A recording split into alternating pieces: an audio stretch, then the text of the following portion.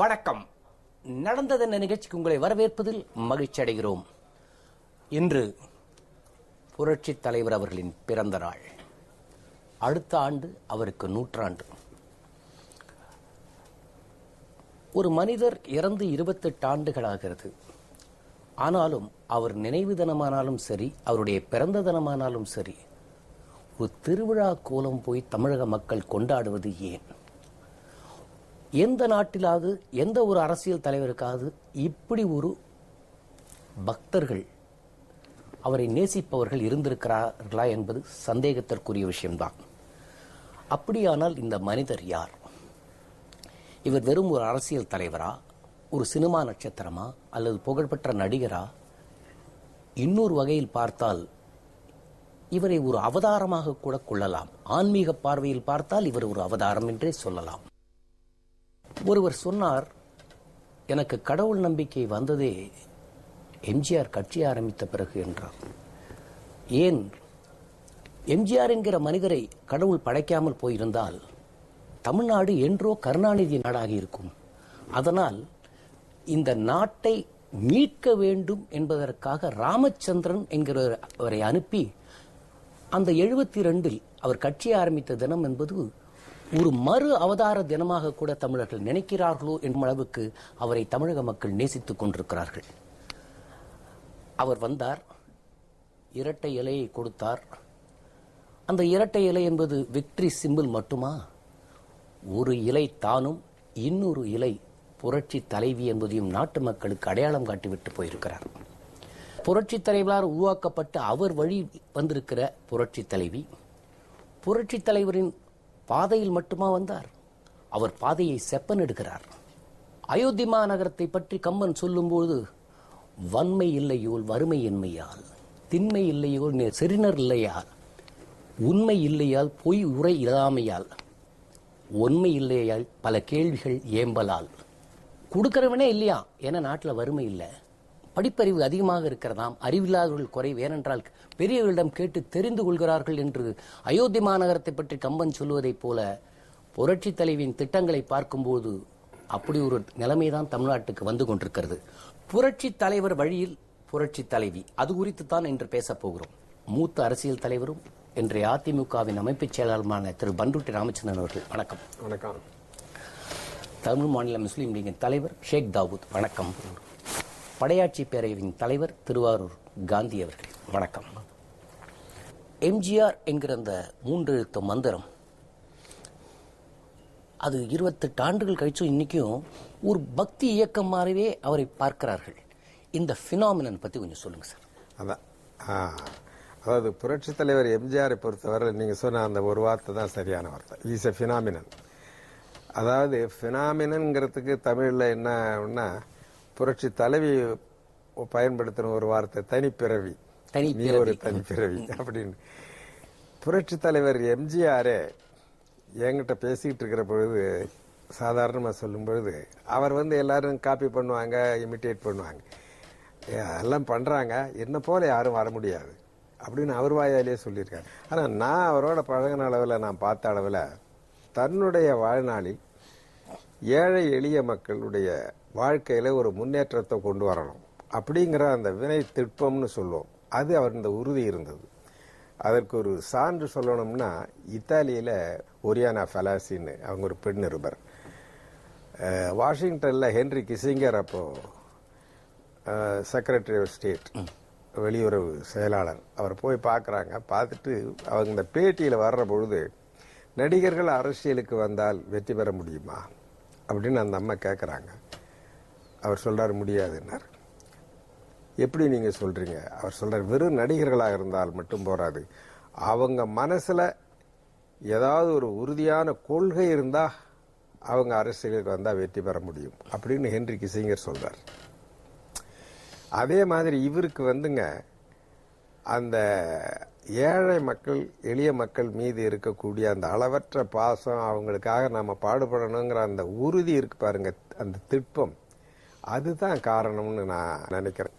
Sir, நீங்க இந்த எம்ஜிஆர்ங்கிற phenomenon எப்படி பாக்குறீங்க? முகமது நபி ஸல்லல்லாஹு அலைஹி வஸல்லம் அவருடைய வாழ்க்கை பயணத்துல அந்த மக்களை நேசிக்கிறது, ஏழை எளிய மக்களை நேசிக்கிறது தான் இறைவனுடைய நேசமாக இருக்கு. ஏன்னா இறைவன் என்ன குர்ஆன்ல சொல்றான்னா, நான் இந்த உலகத்தை படைத்திருக்கிறேன், அனைத்து மக்களையும் நான் படைத்திருக்கிறேன், யாரெல்லாம் மக்களை நேசிக்கிறார்களோ அவர்களை நான் நேசிக்கிறேன். அப்ப முகமது நபி ஸல்லல்லாஹு அலைஹி வஸல்லம் இதை வந்து சொல்றாங்க. அதாவது நம்ம எல்லாரும் இப்ப கருணாநிதி போன்றவர்கள் எல்லாம் நான் மக்களுக்காக செய்யறேன், மக்களுக்காக தமிழன் அது இது நிறைய சொல்றாரு. இருந்தாலும் மக்கள் ஏத்துக்கிட்டான அதை, அதாவது ஏழை எளிய மக்கள் ஏத்துக்கிட்டாங்க. இன்னைக்கும் மக்களில் மனங்களில் வாழுகின்றவராக புரட்சித் தலைவர் எம்ஜிஆர் அவர்கள் இருக்கிறாங்க.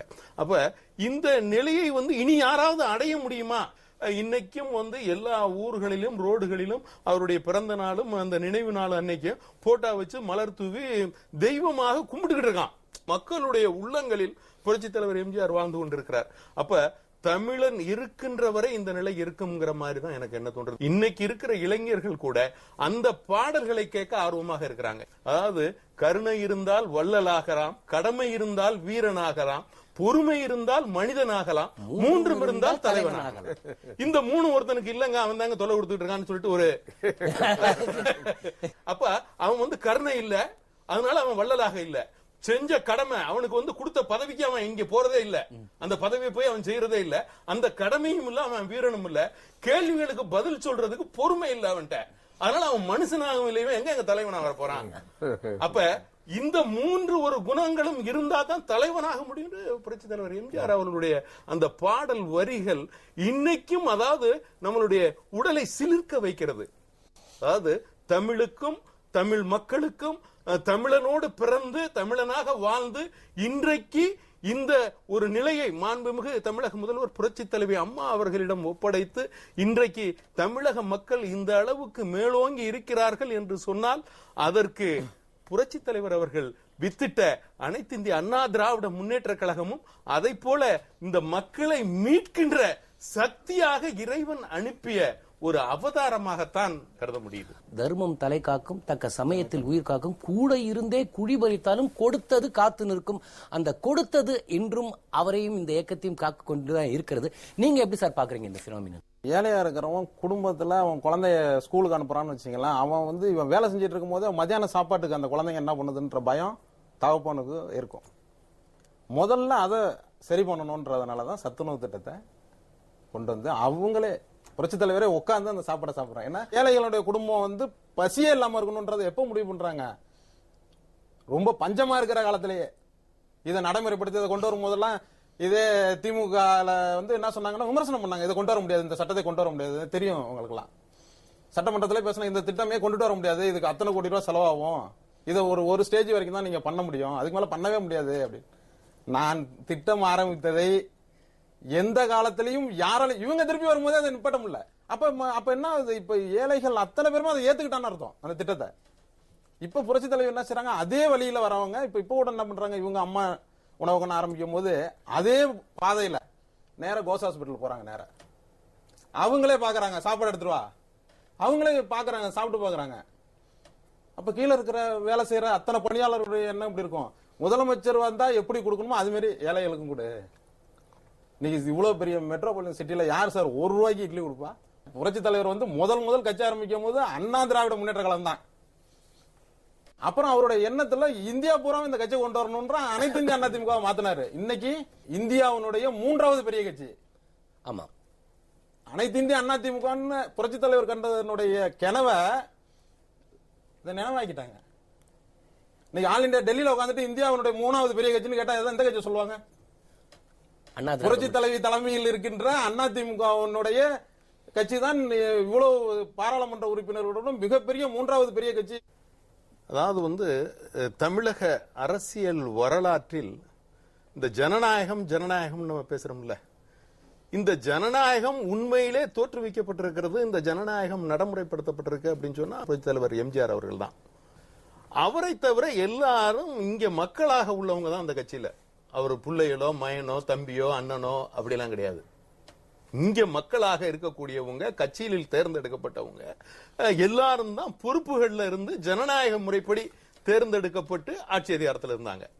இது ஒரு பெரிய விஷயம். அதாவது தமிழகத்துக்கு கிடைத்த பெரிய பொக்கிஷம். அதாவது கருணாநிதி என்ற அந்த ஒரு குடும்பம் தமிழகத்தை முழுமையாக ஆட்சி செய்து தமிழகத்தை மொத்தமாக சுரண்டி தமிழ்நாடுங்கிறத விட கருணாநிதியினுடைய நாடுங்கிற மாதிரி ஆகக்கூடிய சூழல் எல்லாம் வர வாய்ப்பு இருந்ததை எல்லாம் மாற்றி ஒரு ஜனநாயக நடைமுறை. இன்னும் நீங்க வந்து இப்ப டெல்லியில காங்கிரஸ் நீங்க எடுத்தாலும் ஜனநாயகம் கிடையாது, மத்த கட்சியில் நீங்க எதை எடுத்தாலும் ஜனநாயகம் அதை நீங்க சொல்ல முடியாது. ஆனால் அனைத்து இந்திய அண்ணா திராவிட முன்னேற்ற கழகத்தை பொறுத்தவரை, அதுவும் மாண்புமிகு முன்னாள் முதல்வர் புரட்சி தலைவர் எம்ஜிஆர் அவர்கள் ஜனநாயகம், அதை தொடர்ந்து மாண்புமிகு இன்றைய முதல்வர் புரட்சி தலைவர் அம்மா அவர்கள் ஜனநாயகம். அதாவது அதுதான் அவங்க அந்த சொல்ற வரிகள் எனக்கு கடந்த முறை பாராளுமன்ற தேர்தலில் சொன்ன வரிகள். அதாவது மக்களால் நான், மக்களுக்காக நான், என்னுடைய இல்லமும் உள்ளமும் உங்களோடு தான் இருக்கு. இப்ப இந்த இதுல வாட்ஸ்அப் ஸ்பீச். அப்ப இது வந்து யாரு இதை செய்ய முடியும் அப்படின்னு நீங்க கேட்டீங்கன்னா, யாரெல்லாம் மக்களை நேசிக்கிறாங்களோ, மக்கள் யாரை ஏற்றுக்கொண்டார்களோ. இப்ப இன்னைக்கு நீங்க எத்தனையோ கட்சிகள், எத்தனையோ பேர் நான் முதல்வர் சொல்லிட்டு அப்ளிகேஷன் போட்டு ரெடியா நிக்கிறான். முதல்வர் பதவி வேகன்சியா இல்ல, ஆனா அப்ளிகேஷன் போட்டு ஏகப்பட்ட பேரு எம்ப்ளாய்மெண்ட் எக்ஸ்சேஞ்ச் ரெடியா நிக்கிறான். ஆனாலும் மக்கள் ஏத்துக்கொண்டார்களா? மக்கள் ஏற்றுக்கொண்டவர்கள் தானே முதல்வராக வர முடியும். ஜனநாயகம் அதானே. அப்ப இந்த மக்கள் ஏற்றுக்கொண்ட முதல்வர் மாண்புமிகு தமிழக முதல்வர் புரட்சி தலைவர் அம்மா அவர்கள். இதை வந்து நான் ஒரு பெருமையாகவும் ஒரு கண்ணியத்தோடையும், ஒரு தமிழன் என்ற முறையில ஒரு கண்ணியத்தோட நான் சொல்றதுல இதுல நான் ரொம்ப விருப்பப்படுறேன். என்ன காரணம்? தமிழகம் எல்லாம் நான் சுற்றி மாண்புமிகு தமிழக முதல்வர் அவர்களுக்காக வாக்கு சேகரிக்கின்ற பொழுதும் பேசுகின்ற பொழுதும் மக்கள் அதை ஏற்றுக்கொண்டதையும் நான் கண்கூடாக பார்த்திருக்கிறேன். அதாவது இது போன்று மத்த யாருக்குமே இல்ல. மத்த கூட்டங்கள் எல்லாம் கூட்டப்பட்ட கூட்டங்கள் வாக்களிக்க மாட்டாங்க. நீங்க அதாவது கூட்டம் கூட நிறைய காசு கொடுத்து, இப்ப நீங்க யார்ட்ட வேணாலும் காசு கொடுத்து கூட்டத்தை கூட்டிடலாம். பல கோடி பேர் கூட்டம். அது நிறைய கூட்டங்கள்ல கருணாநிதியே சொல்லி இருக்காரு. அதை எப்படி அப்படின்னு கேட்டீங்கன்னா, இவ்வளவு கூட்டம் கொடுத்து இவ்வளவு பேரும் ஓட்டு போடுவானான்னு தெரியலையே அவர் கூட்டத்துக்கு. இல்ல நீங்க புரட்சி தலைவர் கட்சி ஆரம்பிச்ச பிறகு ரொம்ப கிளியரான ஒரு வெர்டிக்ட் தமிழகத்தில் நடந்ததுன்னா, 1980 பார்லிமெண்ட் எலெக்ஷனும் அசம்பிளி எலெக்ஷனும் ஷார்ட் பீரியடு. அதிமுக முடிஞ்சது அப்படின்னு தீர்மானம் பண்ணப்போ ஸ்வீப்பிங்கா கொண்டு வந்து புரட்சி தலைவரை மக்கள் வைத்தார். அதுதான் இவர் சொன்னதை போல, தர்மம் எல்லாரும் செய்யலாம், இரக்கம் எல்லாம் காட்டலாம், மக்கள் அதை ஏற்றுக்கொள்ளணும். அண்ணா பாத்தீங்கன்னா எல்லாரையும் வந்து நிதி திரட்டிட்டு வர சொன்னார், புரட்சி தலைவர்கிட்ட கேட்கலையா. அப்போ ஒரு வாட்டி அண்ணாவே சொன்னது என்னன்னா, முகத்தை காட்டினா எனக்கு போறோம், எனக்கு 30 லட்சம் வாக்குகள் வந்து விடும் என்று. அந்த ஆங்கிள் பார்த்தா 67 தேர்தலில் அந்த குண்டடிப்பட்ட போஸ்டர் எல்லா தலைவர்களும் தமிழகம் ஃபுல்லா சுற்றி வந்தார்கள். அவருடைய அந்த குண்டடிப்பட்ட போஸ்டர்கள், கருணாநிதி என்ன நினைத்தார்? திராவிட முன்னேற்ற கழகம் இல்லை என்றால் எம்ஜிஆர் இல்லை என்று நினைத்தார். ஆனால் திராவிட முன்னேற்ற கழகத்தை மீறி பப்ளிக் அட் லார்ஜ், கட்சி சார்பு இல்லாதவன், இந்த எம்ஜிஆர் ஒரு பினாமினை எடுத்துக்கொண்டதுதான் திமுகவுக்கு பெரிய பலமாக இருந்ததுன்னு நினைக்கிறேன். அது சரியா தப்பா? அதாவது அதுல 2 பாயிண்ட். 1950களிலே புரட்சி தலைவர் எம்ஜிஆர் வந்து திமுகவோட 52 வந்துட்டாரு. திராவிட முன்னேற்ற கழகம் அறிஞர் அண்ணா அவர்களுடைய தலைமையில் இருந்த பொழுது அதனுடைய கருத்துக்களால் ஈர்க்கப்பட்டு அந்த கருத்துக்களை தன்னுடைய திரைப்படங்களில் விளம்பரப்படுத்திய பெருமை புரட்சி தலைவர் எம்ஜிஆருக்கு உண்டு. ஆனால் அதே நேரத்தில் அறிஞர் அண்ணா அவர்கள் பல்கலைக்கழகங்களில், கல்லூரிகளில் படித்த மக்கள் மத்தியில் நடுத்தர வர்க்கத்தினரிடத்திலே நல்ல செல்வாக்கை பெற முடிந்தது. உழைக்கும் மக்கள், அதாவது காலையில் எழுந்த பிறகு கூலி வேலைக்கு சென்று மாலையில் திரும்புகின்ற சாதாரண ஏழை எளிய மக்கள் மத்தியில் அறிஞர் அண்ணா அவருடைய கருத்துக்கள் செல்வதற்கு வழி இல்லை. அதை கொண்டு சென்ற பெருமை புரட்சி தலைவர் எம்ஜிஆருக்கு உண்டு. இப்போ திராவிட முன்னேற்ற கழக வளர்ச்சியில் அடித்தளம் என்று பார்த்தால் அது புரட்சி தலைவர் எம்ஜிஆர் உடையது. அதில் சிலையாக இருப்பவர் அறிஞர் அண்ணா. நீங்க அறிஞர் அண்ணாவுக்கு வந்து செல்வாக்கு இருந்தது, ஆனால் அதே நேரத்தில் அதற்கு சாதாரண உழைக்கும் மக்களை கொண்டு வந்து சேர்த்த பெருமை புரட்சி தலைவர் எம்ஜிஆருக்கு உண்டு. அது எந்த அளவுக்கு என்றால், புரட்சி தலைவர் எம்ஜிஆரே என்கிட்ட ஒரு சம்பவத்தை சொன்னார். அவங்க உளுந்தூர்பேட்டை தாண்டி தேர்தல் பிரச்சாரத்துக்கு போயிட்டு இருக்காங்க. அண்ணா எப்பொழுதுமே முன்னே உட்காருவார், பின்னால புரட்சி தலைவர் எம்ஜிஆர் உட்காருவார். வழியில நிறுத்தி கொஞ்சம் ஓய்வு எடுக்கிறதுக்காக காரை நிறுத்தி இருக்காங்க. அங்கே ஆடு மாடு மேய்த்து கொண்டிருந்த சிறுவர்கள் இந்த கொடியை, திமுக கொடியை பார்த்து விட்டு ஓடி வந்து அறிஞர் அண்ணா கிட்ட அண்ணாவே அவர்களுக்கு தெரியவில்லை. எம்ஜிஆர் வந்திருக்காரான்னு கேட்டாங்க. அண்ணா வந்து பின்னால இருக்காரு அப்படின்னு அண்ணா காட்டினாரா. இவர் சொன்னார், எனக்கு அப்படியே உடம்பெல்லாம் குறுகிட்டேன். அவர் தலைவர், அவர் அவனுக்கு தெரியல. அவர் வந்து தான் அண்ணான்னு சொல்லிக்கல, வந்து சொன்னா எம்ஜிஆர் தானே அது பின்னால இருக்காருன்னு காட்டினாரு அப்படின்னாரு. ஆக அன்றைய சூழ்நிலையில் அது எந்த அளவுக்கு அவருக்கு சாதாரண மக்களிடத்தில் செல்வாக்கு இருந்தால், அவர் உங்களுக்கு தெரியும், நடிகர் மனோகர் இருந்தார்ல, அவர் ஒரு நாடகம் நடத்திக்கிட்டு இருக்காரு. அந்த நாடகம் நடந்துகிட்டு இருக்கிற பொழுதே புரட்சி தலைவர் எம்ஜிஆர் அந்த நாடகத்தை வரன்னு சொல்லி இருக்கிறாரு. அவர் வராருன்னு செய்தி வந்ததும் நாடகம் பார்த்துக்கிட்டு இருந்த மக்கள் எல்லாம் தியேட்டரை விட்டு வெளியே ஓடி போச்சான். நடிகர் மனோகரே அது எழுதியிருக்கிறார்.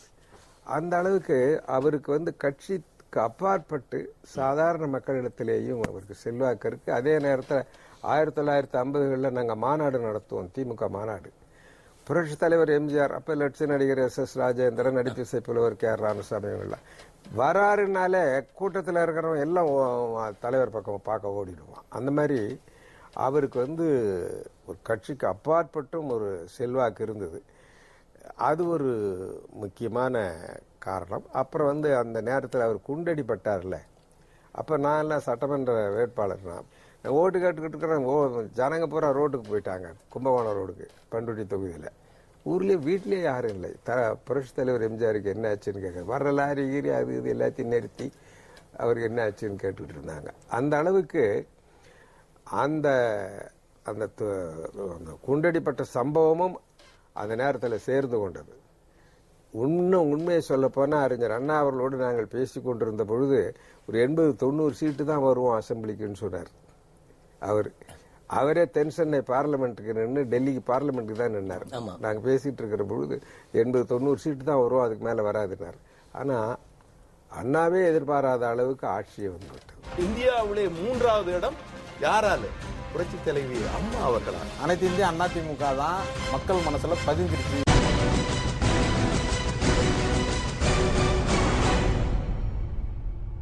அன்றைய சூழ்நிலையில் அது எந்த அளவுக்கு அவருக்கு சாதாரண மக்களிடத்தில் செல்வாக்கு இருந்தால், அவர் உங்களுக்கு தெரியும், நடிகர் மனோகர் இருந்தார்ல, அவர் ஒரு நாடகம் நடத்திக்கிட்டு இருக்காரு.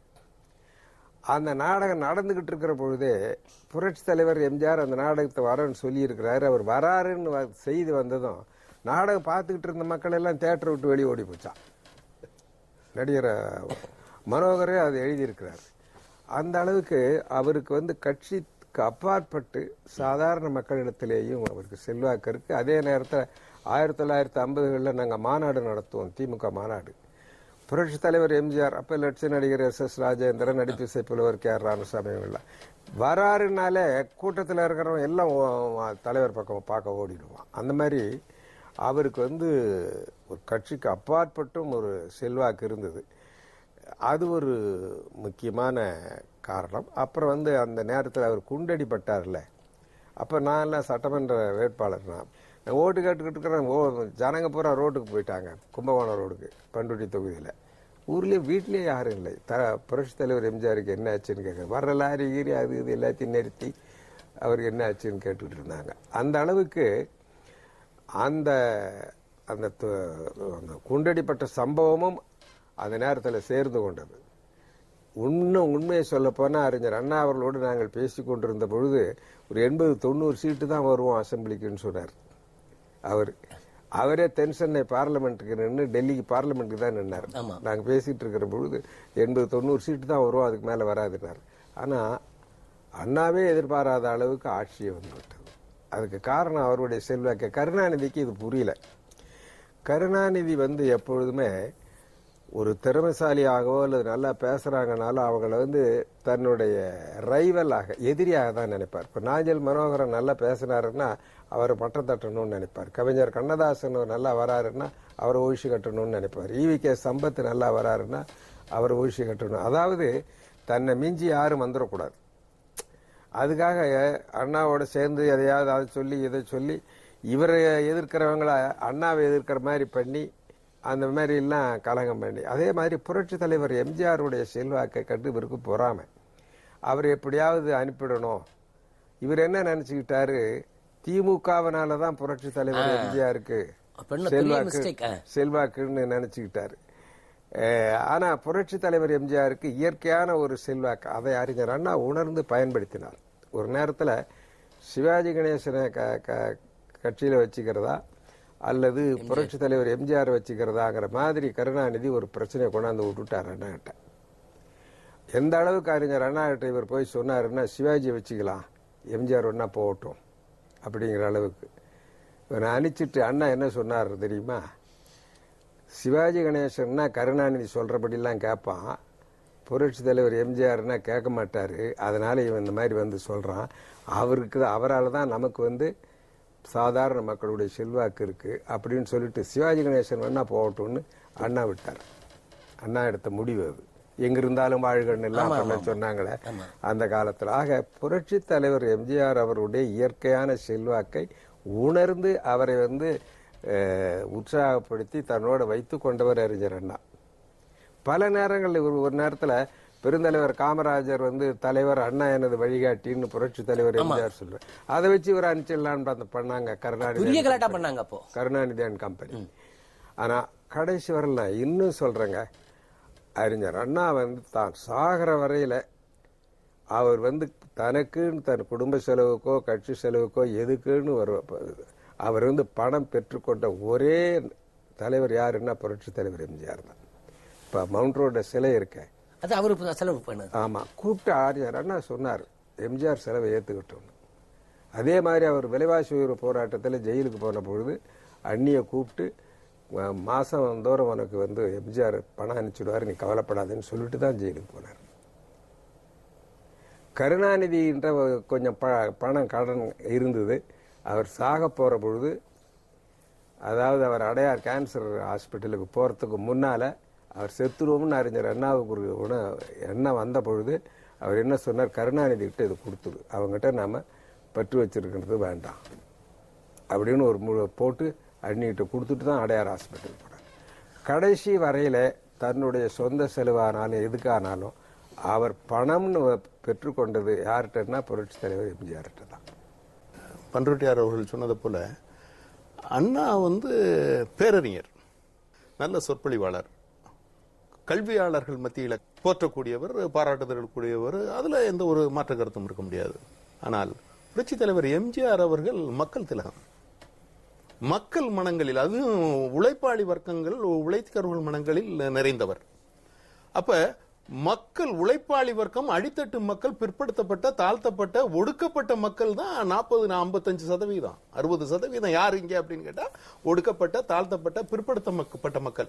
இவர்களை மேலே தூக்குவதற்கு புரட்சி தலைவர் எம்ஜிஆர் அவர்கள் தான் முடியும்.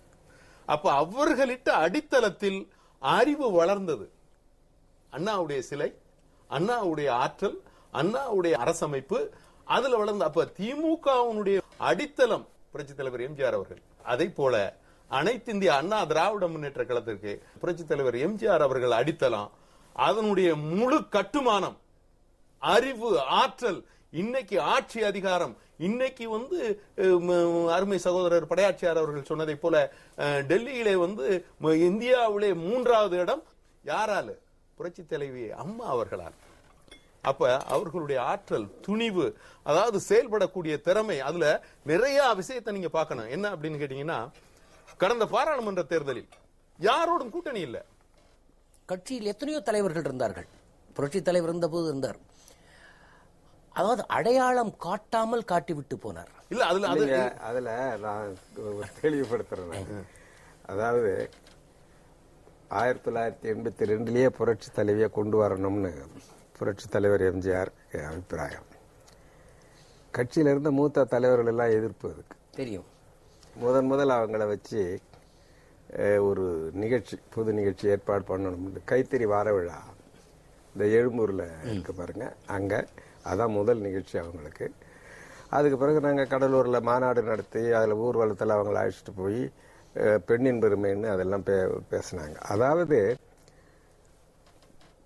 நிறைய பேர் என்ன நினைக்கிறாங்க, புரட்சி தலைவி ஏதோ அவங்க திடீர்னு வந்தாங்கன்னா அது அல்ல. புரட்சி தலைவர் அவங்களை தயார்படுத்தினார். எப்படின்னா, இடைத்தேர்தல் மயிலாடுதுறை, உப்பிலியாபுரம், அண்ணா நகர் அப்போ நாங்கள் உப்பிலியாபுரம் கூட்டம் முடிச்சுட்டு தலைவரும் நானும் காரில் வரோம். இவங்க மயிலாடுதுறை கூட்டம் முடிச்சுட்டு வராங்க. தவிர இவர் ஒயரில் அப்போல்லாம் செல்ஃபோன்லாம் ஒன்றும் கிடையாது, ஒயர்லெஸ்லேயே கேட்குறாரு போலீஸில் எவ்வளோ கூட்டம் அங்கே இருந்தது. 30,000 பேர். எதுக்கு இதை சொல்ல வரேன்னா, அவங்க என்ன பேசுனாங்க, எவ்வளவு கூட்டம், என்ன ரியாக்ஷன். அதே மாதிரி மதுரையில் அவங்க கூட்டம் போட்டாங்க. நாங்கள் திருநெல்வேலிக்கு போகிறோம். போகிற பொழுதே மதுரையில் எப்படி இருந்தது, என்ன இது. ஆக அவர் திட்டமிட்டு அவங்க பொதுக்கூட்டத்தில் கலந்து கொள்ளவும், அவருக்கு என்ன பேசுகிறாங்கன்னு பார்க்கவும், அதை பற்றி கேட்கவும், மக்கள் அதுக்கு என்ன ரியாக்ஷன் கொடுக்குறாங்கங்கிறது அவர் தொடர்ந்து அதை வச்சு பண்ணிட்டே இருந்தார். ஒரு சூழ்நிலையில் என்ன பண்ணாங்க, அவங்க மேலே அந்த பொறாமையும் வளர்ந்துக்கிட்டே இருந்தது. அவர்கிட்ட போய் பற்ற வச்சுக்கிட்டே இருந்தானுங்க. அப்போ அவருக்கும் உடம்பு சரியில்லாமல் போயிட்டுது.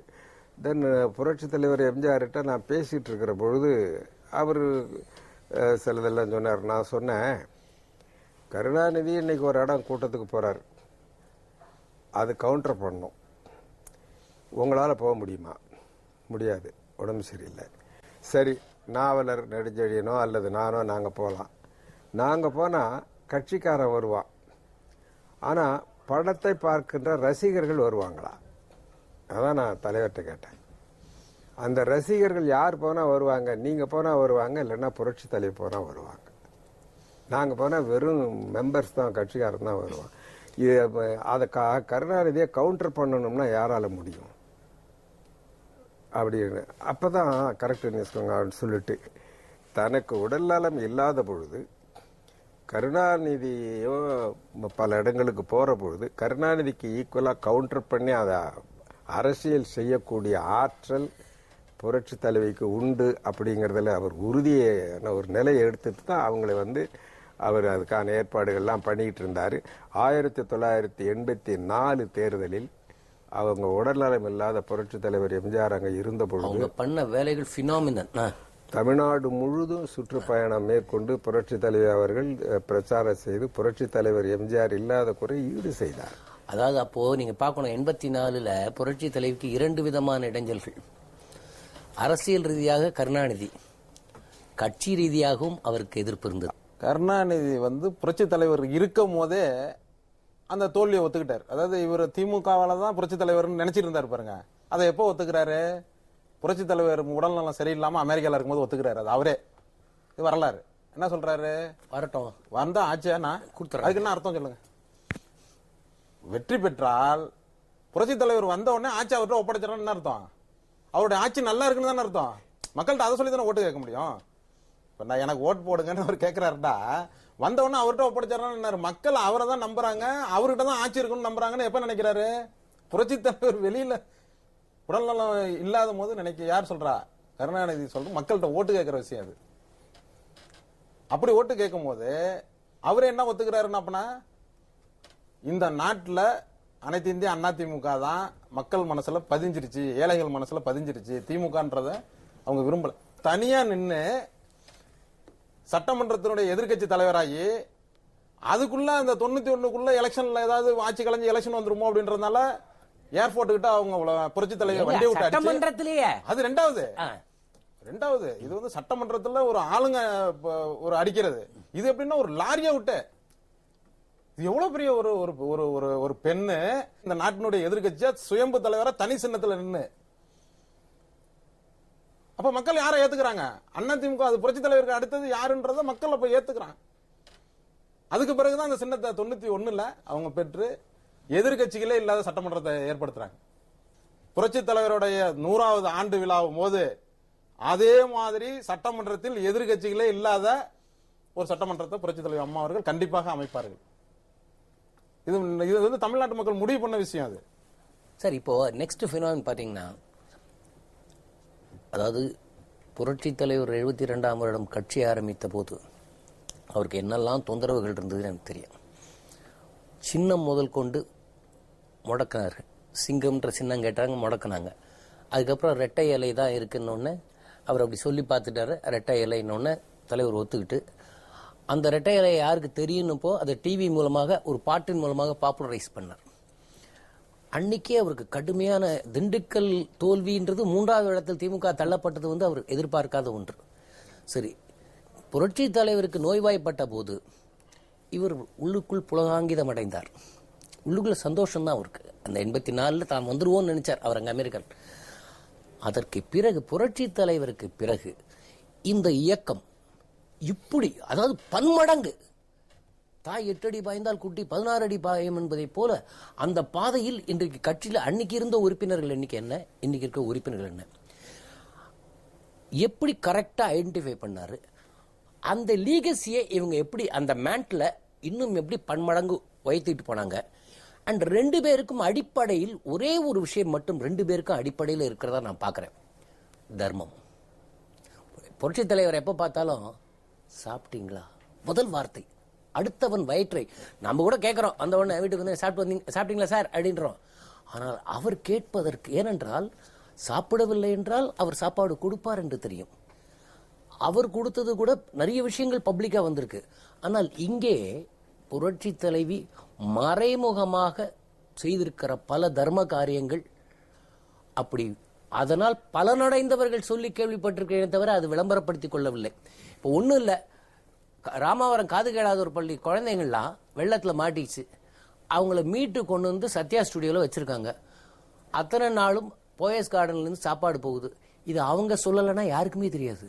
அவங்க டிக்ளேர் பண்ண இந்த மாதிரி பல தர்மங்கள் அடிப்படையில் 2 தர்ம சிந்தனை ஒன்னா சேர்ந்திருக்கா. ஆமா, அது தர்ம சிந்தனை. அதாவது 2 அம்சம் புரட்சி தலைவருக்கும் புரட்சி தலைவிக்கும். ஒன்று, அவங்க தங்களுடைய குடும்பம் அல்லது வாரிசு அப்படின்னு பொது வாழ்க்கைக்கு கொண்டு வர்றத அறவே வெறுக்கிறார். அடிப்படையில் புரட்சி தலைவர் எம்ஜிஆர் கட்சி விட்டு நீக்கப்பட்ட பொழுது 1972 அவருடைய அண்ணார் சக்கரபாணியனுடைய மகன் அவருக்கு ஏதாவது உதவியாக இருக்கணும்னு சொல்லி தோட்டத்தில் தொலைபேசி அட்டன் பண்ணுறதுக்காக வந்திருக்கார். இவர் மேலேருந்து பஸ்ஸர் அழுத்தி பேசும்பொழுது, ஒன்று யார் இங்கே வர சொன்னது, நீ இங்கேருந்து போனி அப்படின்னு நினச்சிட்டார். அதே மாதிரி அவர் உடல் நலம் இல்லாத பொழுது அதுவரையில் அவங்க ஜானகி அம்மாவை கூட கூட்டிகிட்டு போகிறதில்ல, நாங்கள் 2 பேர் தான் போவோம். அவர் கடைசி காலத்தில் உடல்நலம் இல்லாத பொழுது ஜானகி அம்மா கூட வருவாங்க. போனோம்னா அவங்கள சர்க்கியூட் ஹவுஸ்லேயே நீ இருக்க சொல்லிட்டு அரசு நடத்துகிற நிகழ்ச்சி மேடைக்கு நாங்கள் 2 பேர் தான் போவோம். மேடை ஏற்றினதே இல்லை அவர். அதாவது தன் குடும்பத்தை சார்ந்தவர்களோ தனக்கு வேண்டியவங்கன்னு சொல்லி ஒரு வாரிசு அரசியல் வந்துடக்கூடாது அப்படிங்கிறதுல அவர் ரொம்ப தெளிவு. கொள்ளு பேர வரன்னு வச்சிருக்கிறாங்க கருணாநிதி. எதுக்கு சொல்ல வர, குடும்பத்திலேயே பல முதல்வர்கள் இருக்காங்க. அதாவது அரசியல் என்பது அது ஒரு பொது நிறுவனம், அது அனைவருக்கும் பொதுவானது. அதுல ஜனநாயக ரீதியில யார் மக்களுக்கு தொண்டாற்றுகிறார்களோ அவர்கள் தான் வரணும். அறிஞர் அண்ணா ரொம்ப அழகாக சொல்வார், it is nothing but service that counts. தொண்டு செய்கிறவர்கள் மேலே வரணும். சொந்தக்காரன் நண்பன் அவன் இவன் அது அரசியல் அல்ல. இன்னொன்று, ஒரு இயக்கம்னா அதில் சம வாய்ப்பு இருக்கணும். உலகம் பூரா அதுதான் பெரிய பொருளாதார ரீதியில் கூட எல்லாரும் பேசுறது சம வாய்ப்பு இருக்கணும். இப்போ ஒரு சாதாரண ஆள் கூட நான் ஒரு சட்டமன்ற உறுப்பினர் ஆக முடியும், ஒரு மந்திரி ஆக முடியும். அந்த வாய்ப்பு இன்னைக்கு எந்த கட்சியில் இருக்கு? சாதி மதம் இனம் எல்லாத்துக்கும் அப்பாற்பட்டு ஒரு சாதாரண ஆள் அனைத்து இந்திய அண்ணா திராவிட முன்னேற்ற கழகத்தில் புரட்சி தலைவர் காலத்திலேயோ அல்லது புரட்சி தலைவர் காலத்திலேயோ சேர்றாருன்னா அந்த நம்பிக்கைக்கு அவங்க இடம் உண்டு. இது இந்த இயக்கத்தினுடைய தனித்தன்மை தான். இப்போ மற்ற இடங்கள்ல அவங்களுக்கு குடும்ப உறுப்பினர்கள் யாருன்னு பார்த்து அவங்களுக்கு போய் பிடிச்சி அவங்க மூலமா எல்லாம் பண்ணிக்கிட்டு தான் எந்த கட்சி வேணாலும் எடுத்துங்க. அது காங்கிரஸா இருந்தாலும் சரிதான், அல்லது இப்ப முதல் மந்திரின்னு இப்ப எத்தனையோ பேர் முன்னேற்றம், ஆமா எல்லாம் எந்த கட்சியில் எடுத்தீங்கன்னாலும் இவங்க 2 பேரும் அதுல, அதாவது ஒரு பொது நிறுவனத்தை, ஒரு பொது அரசியல் அமைப்பை எப்படி நடத்தணுமோ ஒரு அரசியல் இயக்கத்தை அதே மாதிரி புரட்சி தலைவரை நடத்தினார். இன்னைக்கு புரட்சி தலைவியை நடத்துறாங்க. அதுதான் இன்னைக்கு அவங்களுக்கு இருக்கிற ஸ்ட்ரென்த், வலு. 5th வேர்ல்ட் தமிழ் கான்ஃபரன்ஸ் மதுரையில் இவர் வந்த பிறகுதான் நடந்தது. சராசரி மனிதனுடைய குடும்பத்தினோட பட்ஜெட்டை எடுத்துக்கிட்டு புரட்சி தலைவியை அதை சிந்திச்சு அரசாங்கத்தினுடைய திட்டங்களாக கொண்டு வந்தார்.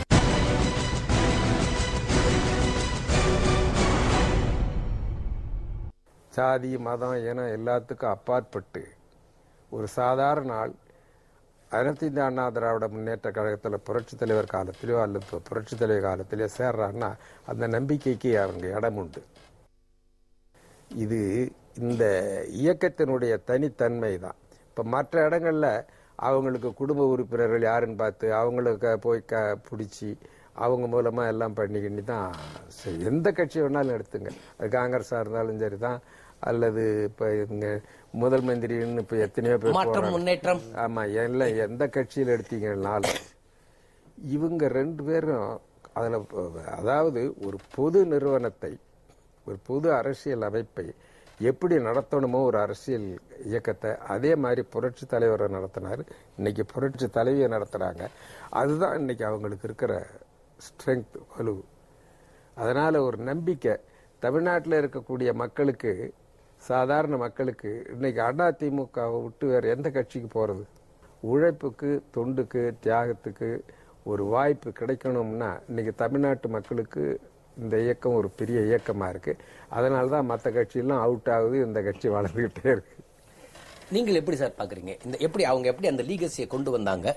இந்த காமன் பினாமினன், தர்ம சிந்தனை அப்படின்றது எவ்வளவு தூரம் ஹெல்ப் ஆகும்? இல்ல, அதுதான் நான் திரும்ப இதுல பார்க்கும்போது என்ன அப்படின்னு கேட்டீங்கன்னா, பழையபடி முகமது நபி ஸல்லல்லாஹு அலைஹி வஸல்லம் அவருடைய அந்த நபிகளாருடைய அவங்களுடைய அரசியல் அமைப்பு, அவங்க கொண்டு வந்த முறை, உமர் கத்தாஃப் ரலியல்லாஹு அன்ஹு, அதுக்கப்புறம் உதுமான் வந்தாரு.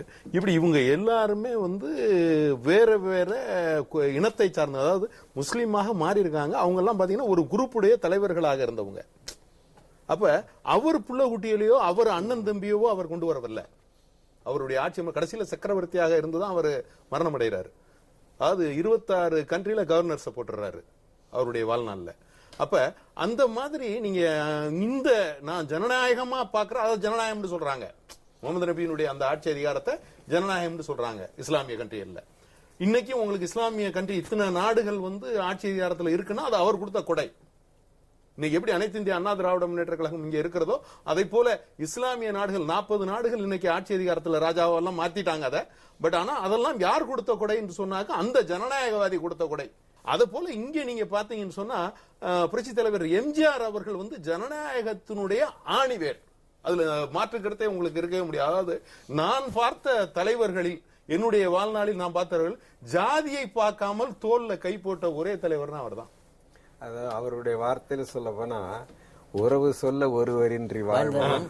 தொடர்ந்து 18 ஆண்டுகளுக்கு மேலாக புரட்சி தலைவி அம்மா அவர்களுடைய தோழமை கட்சி, அதாவது கூட்டணிங்கிறது இல்லைனா, நான் தோழமை கட்சியாக அதுல இருந்துகிட்டு இருக்கேன். கூட்டணிங்கிறதையும் தாண்டி தோழமை கட்சி தான். எந்த பதவி பந்தங்களுக்கு அப்பாற்பட்டு அவர்களுடைய நட்பு, அவர்களுடைய விசுவாசம், அவர்களுடைய ஆட்சி அமைப்பு எனக்கு பிடிக்கும். அதனால தொடர்ந்து தமிழ் மாநில முஸ்லீம்களுக்கு இருந்துட்டு இருக்கோம். என்ன காரணம் அப்படின்னா, ஜாதிகளுக்கு அப்பாற்பட்ட ஒரு தலைவி இன்னைக்கு தமிழகத்தில் இருக்காங்கன்னு சொன்னா, இவங்க அந்த ஜாதியை தாண்டி அந்த தமிழர்கள் தலைவன்கிற அந்த நிலை அவங்கள்ட்ட இருக்க. இந்த நிலை அங்கே நிலைத்து இருக்கிறவரை நம்ம பன்ருட்டியார் அவர்கள் சொன்னதை போல தமிழக மக்களுக்கு போக்கடம் எங்க இருக்கு? அரசியல்ல இன்னைக்கு சாதாரண ஆளு, அதாவது இன்னைக்கு மத்திய சென்னையா இருக்கட்டும், வட சென்னையா, நான் நிறைய பேரை நான் பார்த்திருக்கேன். சும்மா சாதாரணமா இருந்தவங்க எல்லாம் எம்பியா இருக்காங்க, அமைச்சரா இருக்காங்க, நிறைய இருக்காங்க. கருணாநிதியில முடியுமா? கருணாநிதியினுடைய திமுகவுல, அதாவது அண்ணாவுடைய திமுகன்னு சொல்லக்கூடாது, அத கருணாநிதியினுடைய திமுகவுல இது முடியுமா? இதுக்கு வாய்ப்பு இருக்கா? இல்லவே இல்லை. அப்ப ஜனநாயகம் வித்திடப்பட்டிருக்கிறது, ஜனநாயகம் வளர்ந்திருக்கிறது. 12 கோடி தமிழர்களும் ஏற்றுக்கொள்ளக்கூடிய, உலகெங்கும் வாழுகின்ற தமிழர்கள் ஏற்றுக்கொள்ளக்கூடிய ஒரே தலைவி புரட்சி தலைவி அம்மா அவர்கள். அதை போல தமிழகத்தில் இருக்கிற 7-8 கோடி தமிழர்களுடைய தலைவி, முதலமைச்சராக இருக்கக்கூடியவங்க புரட்சி தலைவி அம்மா அவர்கள். அதை போல 1.5 கோடி தொண்டர்கள் நிறைந்த ஒரே பலம் மிகுந்த கட்சி தமிழகத்துல. நீ யார் வேண்டாலும் என்ன வேண்டாலும் சொல்லலாங்க. எலெக்ஷன் வந்தா இன்னைக்கு ஓட்டு போடுறாங்கன்னா யாருக்கு போடுவாங்க? மாண்புமிகு தமிழக முதல்வர் புரட்சி தலைவி அம்மா அவர்களுக்கு. என்ன காரணம்? ஜாதி மதங்கள்லாம் தகர்த்தெறியப்பட்டது. நீங்க இன்னொன்னு கவனிக்கணும். 96 இவர் ஆட்சிக்கு வந்தார். 96 2001 வரைக்கும் தென் மாவட்டங்கள் எப்படி இருந்தது? ஒரு வேலைக்கு போனா கணவனோ சகோதரனோ உயிரோடு வருவானான்னு கிடையாது. நான் கேட்கிறேன், இவர்கள் ஆட்சியை பிடிக்கும் பொழுதெல்லாம் தமிழ்நாட்டில் சட்டம் ஒழுங்கு அப்படியே கிரிப்போடு இருக்கு, ஜாதி கலவரங்கள் இல்லை. தருமபுரி கலவரம் உங்களுக்கு தெரியும். அடுத்த கிராமத்துக்கு கூட அந்த கலவரம் பரவாம தடுத்தாங்க. நீங்க பாத்துருப்பீங்க. ஒரு ஜாதி கலவரம் மூண்டுச்சுன்னா, ஒரு மூலையில மூண்டுச்சுன்னா அந்த மாநிலத்தில் முழுவதும் போகும். சில சமயத்துல மாநிலம் விட்டு தாண்டியும் கூட போகும். ஆனால் அடுத்த அந்த அந்த வில்லேஜ்ல அடுத்த பஞ்சாயத்து கூட போல. இது உண்மையா இல்லையா? அது அப்ப சட்டம் ஒழுங்கு எந்த அளவுக்கு இருக்கு? அதோட நான் ஒரு பேட்டியில கூட சொன்னேன், இந்த புரட்சி தலைவி வந்து படையாச்சர் பேர் ஆதரிக்கிறதுக்கு என்ன காரணம் அப்படின்னு கேட்டாங்க. நான் சொன்னேன், தமிழ்நாடு வந்து கடைசி மாநிலம் இந்தியாவில், சுத்தி கடல், 3 பக்கம் இருக்கிற மாநிலமும் தண்ணி பிரச்சனை. இங்கே கடல்ல வந்து வேற நாட்டுக்காரன் வந்து கடல் மீனவர்களை தமிழ் அடிக்கிறான். வேணா மத்திய அரசாங்கம் இன்னைக்கு, அதாவது போன காங்கிரஸ் அரசாங்கம் இருக்கும்போது இந்த பேட்டியில சொன்னேன், வேணா மத்திய அரசாங்கம் இன்னைக்கே ஒரு உத்தரவு போடட்டும், தமிழக கடல் இல்லையே அந்த மாநில அரசே தமிழ்நாடு அரசே பாத்துக்கிட்டோம்னு சொல்லுங்க. தமிழக காவல்துறையை வைத்து இலங்கையினுடைய முப்படையையும் விரட்டக்கூடிய தகுதி உள்ளவர் புரட்சி தலைவி அம்மா தான். அதனால கண்மூடித்தனமா ஆதரிக்கிறோம். அதுல இன்னொன்னு என்ன அப்படின்னு கேட்டீங்கன்னா, இந்த ஜாதி கலவரங்கும் போது வண்டுடியாருங்களா தெரியும். அப்போ அதாவது மண்டக்காடு மீனாட்சிபுரம் வந்து அந்த மதமாற்றம் நடந்தது. புரட்சி தலைவர் எம்ஜிஆர் அவர்கள் ரொம்ப சாதுர்த்தியமாக அப்ப அதை வந்து முழுக்க முழுக்க வெற்றிகரமாக அதுக்கப்புறமே அந்த மாதிரி ஒரு இதே இல்லாத மாதிரி உள்ள மாற்றத்தை கொண்டு வந்தவங்க புரட்சி தலைவர் எம்ஜிஆர் அவர்கள். அதே மாதிரி இந்த போலீஸ் துறையை பொறுத்தவரையும் காந்தி சொன்னார், இப்போ போலீஸ் துறை என்பது கருணாநிதி காலத்துல நீங்க பாத்தீங்கன்னா அவங்க மாவட்ட செயலாளர் எல்லாரும் தான் எஸ்பி டிஎஸ்பி. ஆனா அம்மா ஆட்சி காலத்துல வந்து நீங்க அதை பண்ணவே முடியாது, யாரும் ஸ்டேஷன் கிட்டே போக முடியாது. அதாவது என்ன சொல்லுவாங்க எல்லா போலீஸ் சீஃபுக்கும், சட்டம் அதன் கடமையை செய்யட்டும். சார் சட்டம் ஒழுங்கா இருந்தா தான் சார் தொழிலே வளரும். தொழில் பண்றதுக்கு வெளி ஸ்டேட்ல இருந்து வருவான். இப்ப எதுக்காக வெளிநாட்டுல இருந்து இப்ப 1.5 லட்சம் கோடி 2 லட்சம் கோடி எதுக்கு இங்க உலக தமிழ் மாநாடு போட்டு இவ்வளவு பணத்தை ஏன் இன்வெஸ்ட்மெண்ட் பண்ண தவிர அந்த மாநிலத்துல சட்டம் ஒழுங்கு எப்படி இருக்கு? முதல் கேள்வி அவனோட கேள்வி அதான். தொழில் தொடங்குறவனோட முதல் கேள்வி அவனுக்கு என்ன பிரச்சனை வரும்? முதல்ல சட்டம் ஒழுங்கு பிரச்சனை தான் வரும். லேபர் பிரச்சனை பண்ணுவான். அங்க இருக்கிற என்னப்பா எப்படி இருக்கு, ஐயோ அவங்க சீஃப் மினிஸ்டர் புரட்சி தலைவர் இருக்காங்க, அங்கெல்லாம் ஒண்ணு நீங்க இந்த நம்பிக்கை. அதனாலதான் நம்மளுக்கு 2 லட்சம் கோடி இப்ப கிட்டத்தட்ட இன்னைக்கு வந்து வர்றதுக்கு காரணம் என்ன? சட்டம் ஒழுங்கு கரெக்டா இருந்துச்சுன்னாவே அந்த மாநிலம் வந்து தண்ணீர் அடைஞ்சிருச்சுன்னு அர்த்தம். இல்ல ஒரு தலைமை பண்புல ராகுல் காந்தி இங்க வந்தாரு முன்னாடி. அப்ப வந்து சீஃப் மினிஸ்டர் கருணாநிதி தான். அப்ப அவர் கேட்கிறாரு, அவங்களுடைய இளைஞர் அணி கூட்டத்தில் சென்னையில் நடக்குது, அதிமுக வீழ்த்தவே முடியாததற்கு காரணம் என்ன? திமுக அடிக்கடி வீழ்ந்து போடுவதற்கு காரணம் என்ன? ரெண்டுக்கும் பதில் சொல்லுங்கன்னு அவர் கேட்கிறாரு. கேட்கவும் பதில் சொல்லணும் அங்க இருக்கிறவங்க. அப்ப என்ன சொல்றாங்கன்னா, திமுகவில் குடும்ப அரசியலும் அந்தந்த மாவட்டத்தில் இருக்கிற அமைச்சர்களும் அவர்களை தவிர வேற யாருமே பதவிக்கு வர முடியாததால் அங்க இருக்கிற தோழர்களும் சோர்ந்து விடுகிறார்கள். அதனாலதான் அடிக்கடி அந்த கட்சி ஆட்சிக்கு வர முடியாமல் பல பிரச்சனைகள் சிக்கி தவிக்கிறது. அதிமுகவை பொறுத்தவரை கடைகோடியில் இருக்கிற தொண்டன் கூட அமைச்சராகி விடலாம், ஒரு வார்டனுடைய கவுன்சிலர் இருக்கிறவர் கூட அமைச்சராகி விடலாம். இது அதிமுகவுடைய பலமாக இருப்பதால் அதில் இருக்கிற கோடிக்கணக்கான தொண்டனும் எந்த நேரத்திலும் நம்ம அமைச்சர் அளவுக்கு உயர்ந்தலாம் என்பதனால் அந்த கட்சியை கட்டுக்கோப்பாக எடுத்து சென்று கொண்டே இருக்கிறான். அதனால அதிமுகவை அழிக்கவே முடியவில்லைன்னு யார் சொல்றா? காங்கிரஸ்ல உள்ளவங்க சொல்றான். எப்படி புரட்சி தலைவர் எப்படி கொண்டு வர்றாரோ அதே பாணியில அம்மா கொண்டு வராங்க பாருங்க. ஏராளமான திட்டங்கள் புரட்சி தலைவர் இருந்தபோது பார்த்தீர்களானால் கிருஷ்ணா நதி நீரை கொண்டு வந்தார்.